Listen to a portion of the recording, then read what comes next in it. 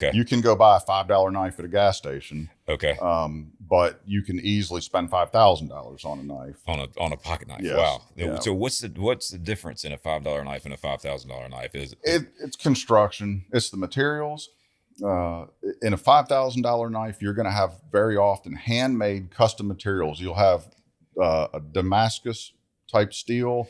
You could have what is something similar that's called like a mokatai, which will have several different high-end steels or metals put together, which will, give it a multicolor look and whatnot. Okay. Put patterns in the steels. Okay. And so if you take, a knife so a $5,000 knife, it's going to have probably $2,000 in materials, because these materials are going to be handmade by an artisan.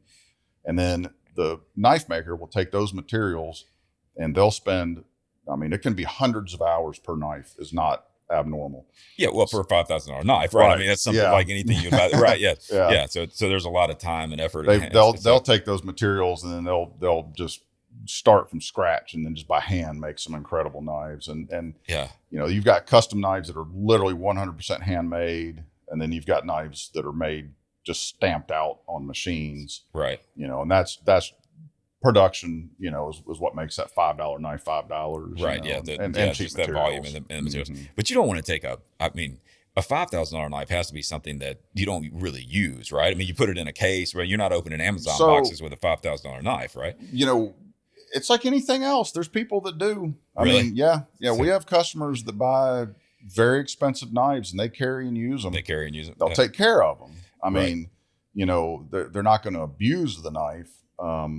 It's like anything else, hobby wise. If you know what you're doing, you can take care of your, hobby and have fun with it. Right. So a lot of people will use them. They really will. Now, generally, you are correct though. I couldn't use it. I'd be like, I'd be scared I was going to mess it up or something. But $5,000 probably. That's what's the.